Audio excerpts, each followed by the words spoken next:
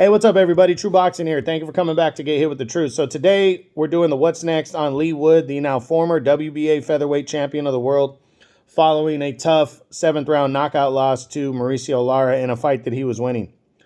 Before we get going on that one, guys, hey, thumbs up, leave a comment, subscribe to the channel. I really do appreciate any support I can get, guys. So if you could show me some love, I'd really appreciate it. And if you don't like what I'm doing, thumbs down, leave a bad comment. I want you to be real with me. Full transparency. But back to Leigh Wood and what he could possibly be doing. You know, it was disappointing because he was really winning that fight with Mauricio Lara. He was outworking him and outboxing him, but he was still taking shots. He still was taking shots. And finally, in the 7th round, he got caught with a cold left hook and went down hard. And, you know, props to Ben Davidson for saving Leigh Wood because I think he really would have got hurt if he would have left him out there. But Leigh Wood, you know, options, he wants a rematch. You know, he's been talking about a rematch. So we're going to run through the top 10 and see what, you know, could happen because he does have a rematch clause, but we're going to run through everybody. And this is based on the top 10 from the beginning of the year. That's what I go off of. So it's not necessarily in order like that anymore because of things that happen, people moving up in weight. So let's start at the top. Emmanuel Navarrete is no longer in the division. He's moved up to 130 officially. So we're not going to express that option. Next up, Rey Vargas, the WBC champion. Not going to happen. Wood is with the Zone. Rey Vargas is with the PBC, and Vargas has a mandatory due, more likely in the second half of the year, against the winner of Figueroa Magsayo. So I don't see it. Then you got Mark Magsayo. Magsayo's fighting to become the interim champion and mandatory at Rey Vargas for a rematch. He's fighting Brandon Figueroa. I personally think he's going to lose that fight. So, and it's a cross-promotional fight anyway for Magsayo. I don't see him and Wood being possible. Gary Russell Jr., not seeing it. Gary Russell's going to be moving up to 130, and he's with the PBC.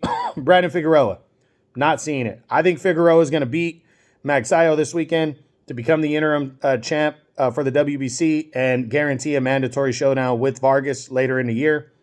If that fight didn't happen, could it be possible in the second half of the year, these two? Yeah. But why take that risk and do a cross-promotional fight that's hard to make for Leigh Wood if you have a guaranteed crack at the winner of Lara and Warrington in their third fight? I mean, it just doesn't make sense. So I'm not seeing that one. A rematch with Mauricio Lara. It's possible. He wants to exercise the rematch clause, but I really think Eddie Hearn's going to talk him into fighting the winner of Lara Warrington 3. And I think that makes sense for Wood. Go become the mandatory. Fight somebody else, shake off the loss, leave no doubt that you're next in line, get everybody believing that you got a real shot at the winner, and you can't lose. You get a chance at redemption and the title against Lara in a rematch, or you get Warrington in an all-UK battle. So that, to me, makes a lot of sense. That's what I think Leigh Wood should do. Luis Lopez, the IBF champion. Not likely. Lopez is with Top Rank, and he's likely fighting Michael Conlan next. If he were to beat Michael Conlan and they could do a cross-promotional fight, maybe. But I think he has a bigger fight awaiting with the winner of Lopez and Warrington. I mean, the winner of Lara and Warrington, sorry. Then Josh Warrington. I don't see them fighting next, both coming off of losses. One of them's going to fight Lara for the title next, in my opinion. I think it's probably going to be Warrington. But I don't see these two guys locking horns next because it's not for a title. So I think it's more likely, it's possible, but I think it's more likely that you're going to see Lara against Warrington or Lara against Wood, you know, and then the winners fight, you know, fight the guy that doesn't get the fight. Then Michael Conlan, a rematch. This one's a possibility. I'll tell you why. If Conlan beats Luis Lopez to capture the IBF title, which a lot of people think he will,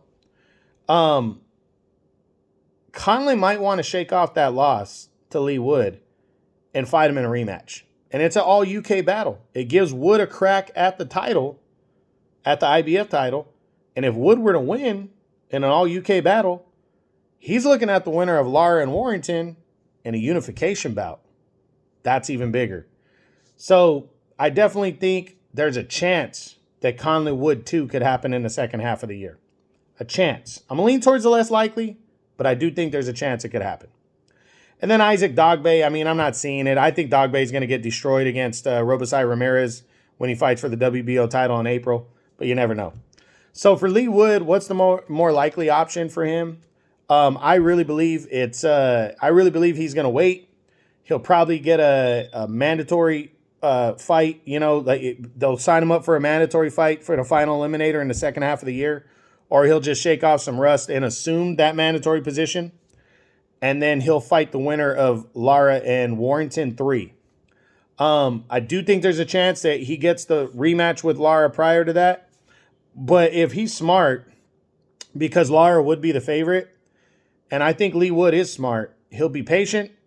He'll shake off this loss, go win a fight, get some confidence, and then fight the winner, because you can't lose in that scenario. He can't lose. He's got a potential rematch to become a world champion again by fighting Lara. If Lara were to beat Warrington, and then he has a showdown with an all UK showdown with Josh Warrington if Warrington beats Lara. So you can't lose in that scenario if you're Leigh Wood. So they're both big fights. So again, I think there's an outside chance of Wood and Conlon too in the second half of the year.